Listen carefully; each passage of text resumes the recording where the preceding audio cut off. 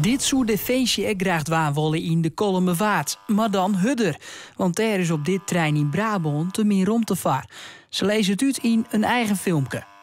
Het springterrein is een terrein waarbij mensen kunnen opleiden in het werken met springstoffen, zoals wij het zeggen. In de volksmond beter bekend als explosieven. En met die explosieven leren wij mensen om andere mijnen die we gevonden zijn te kunnen vernielen, te kunnen wegblazen. Staatssecretaris Tuinman moet kiezen tussen 3 locaties.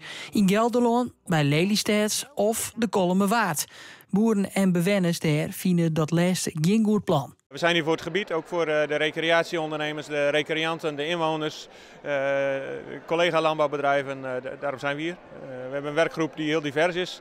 Met elkaar zijn we deze strijd aangegaan en nu is het aan de Kamer. Kamerleden willen nog net kiezen tussen een van de 3 opties voor het springstoffentrein. Kamerlid Angela Soeboer vindt het goed dat de mensen naar het parlement gaan binnen om maar een zwargen te dealen.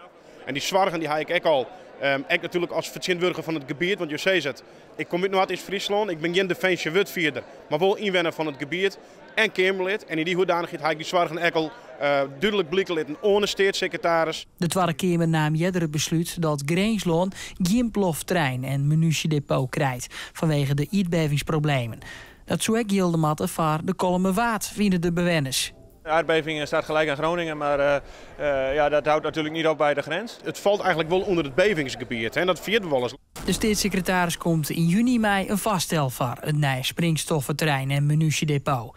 Het politieke debat en het definitieve besluit komt na de simmer.